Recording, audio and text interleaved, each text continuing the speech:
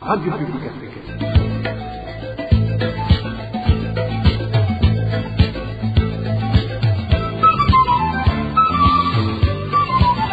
Radio Publique Africaine.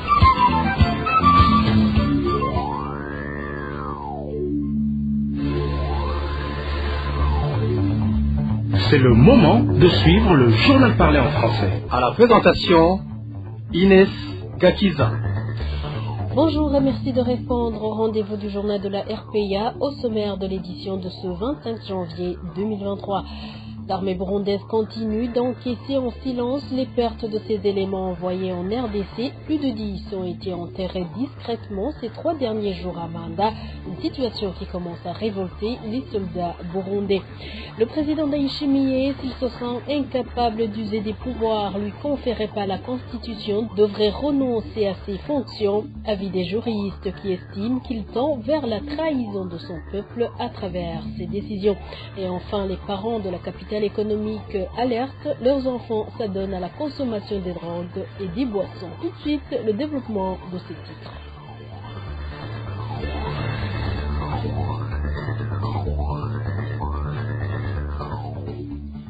Ouvrons son journal par la page sécurité. Plus de 10 militaires burundais tués en République démocratique du Congo ont été enterrés clandestinement dans une période de 3 jours au cimetière d'Omanda. Une source de la RPA au sein de l'armée burundaise regrette le fait que le gouvernement de Gitega continue cette politique de ne pas informer les familles des victimes. Pour le moment, ces militaires ne trouvent aucune importance d'intégrer ce corps dans la mesure où l'État veut les exploiter pour ses propres fins. Suivez plutôt un des militaires burundais qui s'est confié à la RPA.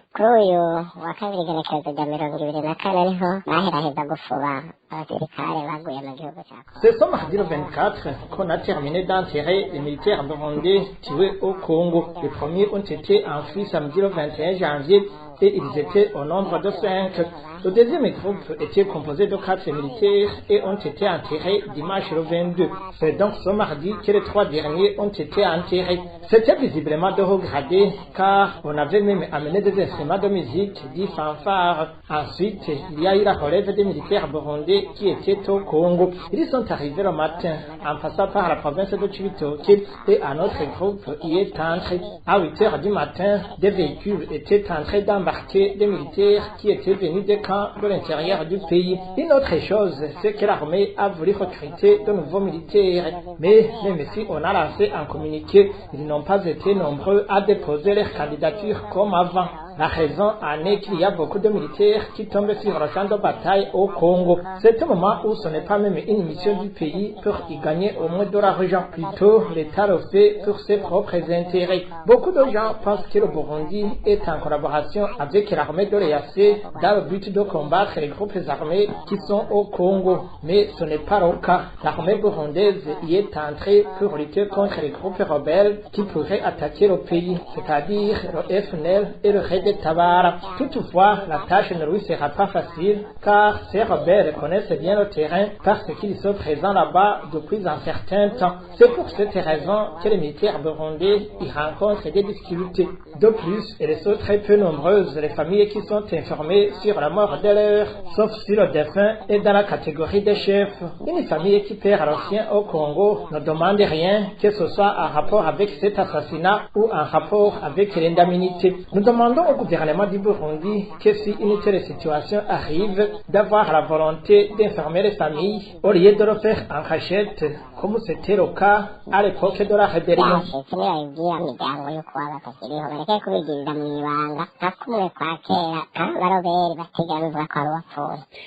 Et je viens de vous le dire, le chef de l'État Évariste Ndayishimiye tend à se rendre coupable d'haute trahison envers le pays et le peuple qui lui ont assigné cette fonction. Réaction du juriste Janvier Wigilimana qui explique l'option prise par Évariste Ndayishimiye d'implorer les détourneurs des fonds publics de les remettre est de nature à cautionner ces délits graves et démontre partant son incapacité à protéger l'intérêt public. Je vous prie de suivre Maître Janvier Wigilimana. Les propos qui viennent d'être tenus par le président Ndayishimiye à propos des détournements qui ont été opérés par un certain membre du parti au pouvoir ou certains dirigeants du pays, ce sont des propos honteux, ce sont des propos scandaleux parce que ce sont des propos qui remettent en cause l'application de la loi pénale lorsque de tels crimes sont commis. La seule chose qu'il pouvait faire et qui pourrait être conforme à la loi, c'était de dénoncer ces cas de détournement auprès du parquet général de la République ou d'autres institutions qui sont en charge des poursuites pénales. Mais le fait de vouloir négocier avec des gens qui ont détourné des milliards de francs burundais, nous pensons que c'est un comportement démissionnaire du chef de l'État, parce que le chef de l'État a été élu pour protéger les intérêts du peuple burundais, mais aujourd'hui, son comportement est de nature à aggraver la situation socio-économique de la population burundaise, qui est donc délétère. Nous demandons donc que le président de la République puisse se ressaisir et savoir que la loi doit être appliquée dans sa rigueur lorsqu'il s'agit de détournement des fonds publics. Le Burundi étant le pays le plus pauvre du monde, c'est pas normal que certaines personnes se permettent de détourner des montants si colossaux et que le chef de l'État, au lieu de demander que l'application de la loi soit la plus immédiate possible, procède plutôt par des manières détournées de négocier avec les auteurs de tel forfait. Nous demandons donc que la justice également puisse se ressaisir parce que les crimes qui ont été commis sont des crimes graves. Les personnes qui ont commis ces crimes sont connues. Nous ne comprenons en aucun cas comment le président de la République ose procéder ainsi face à une situation si grave. Maître Bigirimana indique également qu'Évariste Ndayishimiye fait recours aux 2 poids 2 mesures étant donné qu'il traque les auteurs de simples vols au moment où il ferme les yeux face à de graves crimes économiques. Encore une fois, Maître Janvier Bigirimana. Les propos de ce président sont davantage graves lorsque on sait qu'il y a des simples agents de l'État qui ont été emprisonnés, condamnés à de lourdes peines, alors qu'ils n'avaient détourné que de petites sommes. Nous pensons que le président devrait reconsidérer sa politique de lutte contre les détournements des fonds publics. Sinon, cette application de la loi de manière partielle ne fait qu'aggraver la situation socio-économique du Burundi. Nous demandons donc que ce président ne continue pas avec cette politique qui ne fait qu'encourager de tels crimes parce que demain, il sera difficile, voire impossible, de poursuivre des personnes qui auront commis des crimes pareils ou d'autres crimes lorsqu'on sait que il y a une catégorie de personnes pour qui le président de la République a mis à l'abri de toute poursuite alors que la gravité des crimes commis était d'une évidence notoire.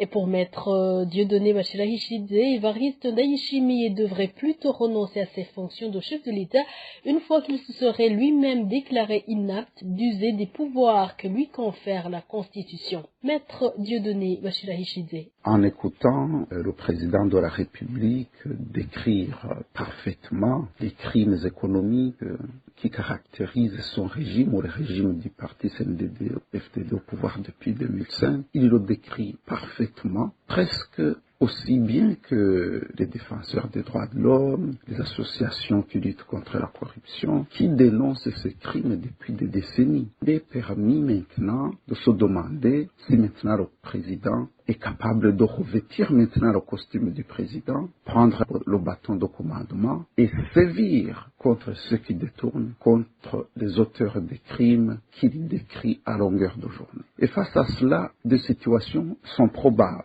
Mais à mon sens, ou bien le chef de l'État fait ses sorties médiatiques par populisme, il fait semblant de compatir avec le peuple burundais pour que la population soit bernée et continue à croire que le président compatit à leur misère et qu'il serait sur le point de soulager ce peuple meurtri, alors qu'au fond, il est complice du système qui les a servis. Mais Eu égard à la répétition, on peut légitimement estimer que le subconscient est incorruptible et qu'il y croit sincèrement à ce qu'il dit. Dans cette hypothèse alors, le président serait dépassé par un régime qu'il est incapable de réformer. Le régime serait dans les mains de ceux qui dilapident les deniers publics et qui font les différents crimes que le président dénonce tous les jours. N'est-il pas capable d'exercer les pouvoirs constitutionnels que lui reconnaissent les lois républicaines? Est-il prisonnier de ces dinosaures qui ont pris en otage le peuple burundais? Donc le Burundi se trouve dans une situation très difficile. Le président doit avoir le courage ou bien d'arrêter cette situation ou bien d'avouer son incapacité à faire face à ce système pour l'arrêter, ou bien en démissionnant, ou bien en appelant le peuple burundais à lui donner beaucoup plus de force. Si la Constitution ne lui donne pas suffisamment de force, ce que je ne crois pas. Maître Bachira Ishidze estime en outre que les propos du président Evariste Ndayishimiye prouvent à suffisance que cette autorité a une conception inadéquate de la procédure judiciaire. Encore une fois, suivez Maître Dieudonné Bachira Ishidze. Dans la deuxième partie de ce qu'il a dit, je pense qu'il fait une mauvaise lecture du travail de la justice. Lorsque quelqu'un qui a délapidé les deniers publics est arrêté, on ne se contente pas seulement de lui demander une simple amende, on le condamne aussi à payer ce qu'il a détourné avec des dommages et intérêts. Et s'il ne veut pas, et la première chose d'abord, c'est de saisir tous les biens qui peuvent être le fruit de la corruption. Mais la première marche, c'est d'abord de déclarer ses biens. Et ça, le président peut obliger tous les dirigeants à déclarer leurs biens parce que c'est une obligation constitutionnelle. Donc je pense que le président doit être cohérent avec sa pensée, si c'est une pensée sincère, faute de quoi les Burundais risquent de se fatiguer de ces lamentations perpétuelles qui ne sont pas suivies par des actions concrètes. RPA. Page éducation à présent, le CNDD-FDD n'a pas du tout réussi à améliorer le système éducatif burundais au cours de ses 17 années de pouvoir. Le mouvement des actions patriotiques estime qu'on assiste plutôt à une dégradation progressive liée notamment aux réformes inefficaces et à la dévalorisation de l'enseignement. Émile Nibasumba nous fait le point. Les cursus de formation et les réformes inefficaces, les classes pléthoriques, la dévalorisation du métier d'enseignant, le manque de matériel didactique et le délabrement des infrastructures scolaires font partie des défis auxquels fait face le secteur de l'éducation au Burundi selon le mouvement Mapo Burundi Buhire dans son communiqué du 24 janvier. À l'occasion de la Journée internationale de l'éducation, le mouvement des actions patriotiques indique qu'après 17 ans au pouvoir, le CNDD-FDD n'a jamais assumé les responsabilités et renvoie éternellement les contre-performances à la colonisation et au régime antérieur quand il ne les colle pas au dos des opposants. Selon son mouvement politique, au lieu de soutenir la didactique pensée par les experts des bureaux pédagogiques et appliquée à chaque discipline d'enseignement, les leaders du CNDD-FDD dépassent les limites de leur incompétence et s'érigent en maîtres de la pratique professionnelle du noble métier d'enseignant, de partage du savoir et de transfert des connaissances. Parfois, ils pervertissent les fondements élémentaires de la science, ajoute Mapo Burundi. Si la bienséance avait été de mise, selon son mouvement politique de l'opposition, les citoyens burundais auraient aimé ne pas entendre qu'au Burundi, l'éducation n'est pas le fondement du développement, que la population ne se nourrit pas des mathématiques et que la langue française n'a plus la raison d'être dans les communications administratives et publiques, que les diplômes des cycles supérieurs n'apportent rien à l'entrepreneuriat et l'innovation. Parmi les réformes qui ont échoué, le mouvement Mapo Burundi cite l'école fondamentale. Pour ce mouvement, vu l'ampleur des dégâts de l'école fondamentale et de la marchandisation de l'éducation, le Burundi se doit de redéfinir les fondements d'une nouvelle vision éducative et mettre un paquet double pour constituer un capital humain fiable. Le mouvement des actions patriotiques demande au gouvernement burundais d'assumer ses responsabilités et affronter les défis et les enjeux de l'éducation dans l'espoir de bâtir un pays émergent. Merci à toi aussi, Émile Nivasumba. Et les habitants du quartier 10 de la zone Ngagara en mairie de Bujumbura alertent et craignent pour leur santé suite aux activités de l'usine Supa Company implantée en plein milieu des maisons d'habitation. Ils précisent qu'ils ne parviennent pas à dormir à cause du bruit et des odeurs nauséabondes qui proviennent de cette usine. Onésime de Chemagizé nous fait le point. L'usine de Supa Company qui inquiète les habitants du quartier 10 en zone Ngagara a repris ses activités ces derniers jours après qu'elle ait été fermée suite à la mesure du ministre de l'Intérieur, de la Sécurité publique et du Développement communautaire concernant les usines ne remplissant pas les normes de fonctionnement. Ces habitants indiquent qu'ils avaient apprécié cette mesure et disent être surpris de sa réouverture alors qu'elle est implantée en plein milieu des maisons d'habitation. Un des habitants du quartier 10 en zone Ngagara, qui s'est confié à la RPA, parle de certains problèmes auxquels ils sont confrontés à cause de cette usine. Cette compagnie fait du tapage toute la nuit et toute la journée et déverse des produits toxiques et nauséabondes dans les caniveaux qui se trouvent à proximité des habitations. Tous les enfants ne sont pas à l'aise, ils crient toute la journée, ils crient toute la nuit parce qu'ils sont dans une situation inconfortable suite à ces produits nauséabondes et des bruits qui sont incessants. Les adultes aussi ont du mal à se reposer pendant la nuit. Il y a même parmi eux qui sont déjà morts suite aux maladies cardiovasculaires et respiratoires. Cette population indique qu'elle a alerté les autorités à la base, mais rien n'a été fait et de demander l'intervention du ministre en charge des questions liées à l'environnement et celui du commerce et de l'industrie. Nous lançons un appel pressant au ministère de l'Intérieur et au ministère de l'Industrie et du Commerce pour qu'ils puissent nous venir en aide. Nous leur demandons de nous prêter main forte pour que cette industrie soit arrêtée de nouveau, pour que nous puissions nous épanouir. La zone industrielle est connue. Il faut que cette industrie soit implantée dans la zone industrielle et les zones habitables soient habitées par des gens en pleine sérénité. Non seulement ces produits toxiques qui proviennent de l'usine Supa Company menacent la santé des habitants du quartier 10 en zone Ngagara, mais aussi ils sont nocifs pour les écosystèmes du lac Tanganyika car l'eau qui sort de cette usine se déverse directement dans ce lac. À ce propos, la rédaction de la RPA n'a pas encore pu joindre les responsables de différents ministères concernés par cette question. Et de la capitale économique, rendons-nous en province Makamba où la population de la commune Mawanda dénonce les pratiques des administratifs en ce qui est du commerce des produits Braroudi. Ces derniers se cachent derrière la pénurie de ces produits dans le but de favoriser le monopole aux militants du parti au pouvoir, le CNDD-FDD. La population de Makamba demande la cessation de ces pratiques car le pays n'est pas composé par un seul parti politique. Et le divin Remecha. Les habitants de la commune Makamba qui se plaignent sont surtout les vendeurs des produits Braroudi. Selon notre source à Makamba, à l'origine de cette situation se trouve l'administratrice de la commune Makamba. Avec son conseiller économique, il s'arrange pour que seuls les affiliés au parti au pouvoir soient servis. Cet habitant de Makamba nous parle de leur stratégie. C'est devenu un problème. Ils ont retiré le dossier des mains du chargé des affaires économiques dans la province et l'ont donné au conseiller économique de l'administrateur communal. Ces derniers ont organisé une réunion et ils ont décidé de octroyer le monopole à certains propriétaires de bars.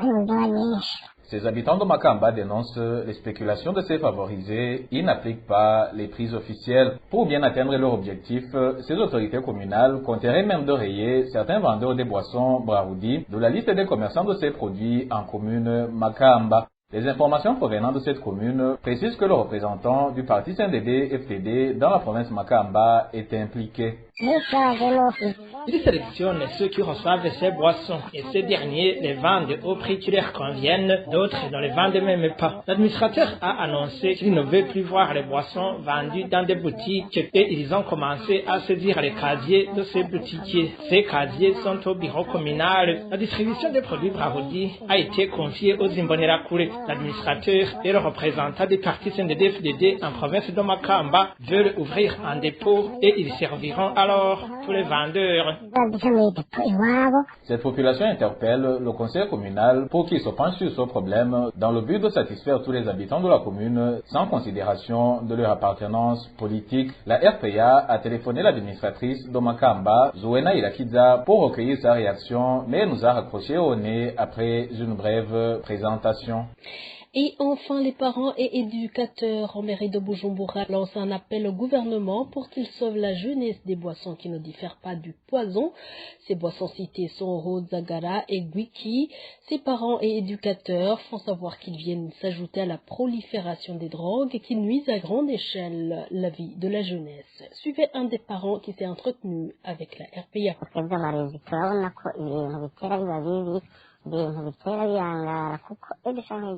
Nous, les éducateurs, sommes préoccupés par ce qui se passe. Nos enfants meurent à petit feu à cause des boissons prohibées qui continuent d'être commercialisées en toute impunité. Les jeunes en consomment du matin au soir. Et là, je ne parle pas de bières comme la Primus ou l'Amstel.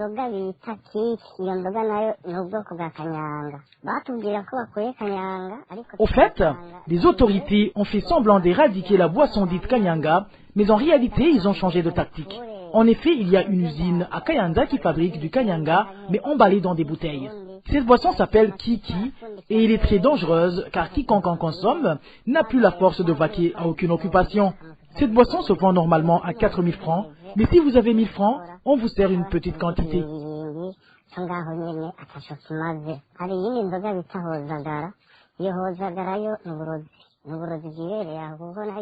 Il y a une autre boisson appelée Rhodzagara. Celle-là, c'est du poison. Une personne qui l'a bu ne peut pas travailler. Pourtant, ces boissons sont fabriquées au pays et par des gens connus. Mais malgré que les autorités soient au courant des dégâts causés par ces boissons, elles préfèrent faire comme si de rien n'était, alors que c'est en train d'hypothéquer l'avenir de notre progéniture et du pays en général.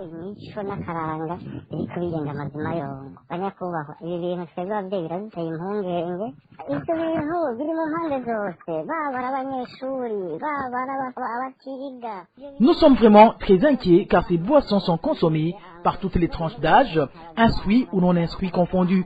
Nous demandons au gouvernement de prendre cette question en main avant qu'il ne soit trop tard.